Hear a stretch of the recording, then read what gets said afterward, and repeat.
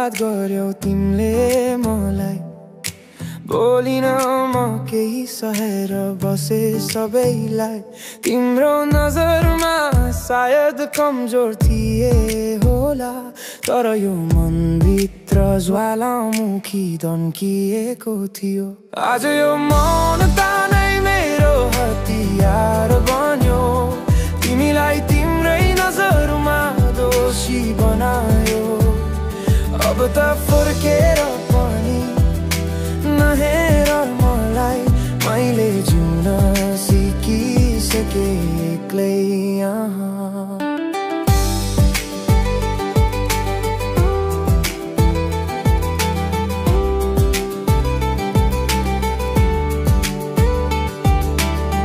तिम्रा ती शब्दहरूले घोचिरह्यो सधैँ। मेरो चुपचाप बस्ने बानीले जित्यो सधैँ। तिम्रो बर्बादीको कारण म होइन, तिम्रो आफ्नै व्यवहार हो यो सबै।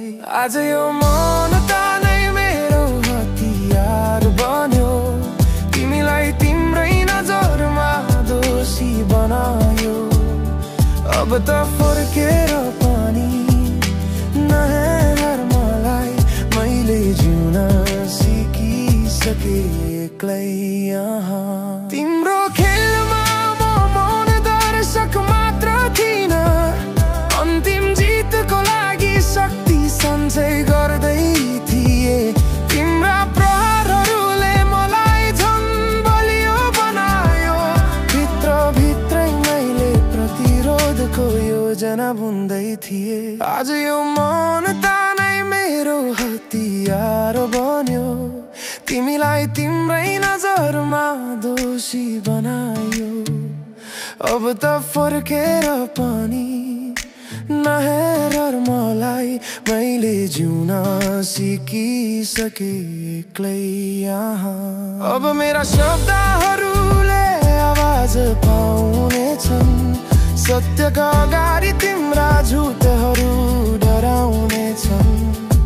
यो कथाको अन्तिम पाना मैले लेख्नेछु, जहाँ तिम्रो अहङ्कार मेरो धैर्यको नतिजा हुनेछ।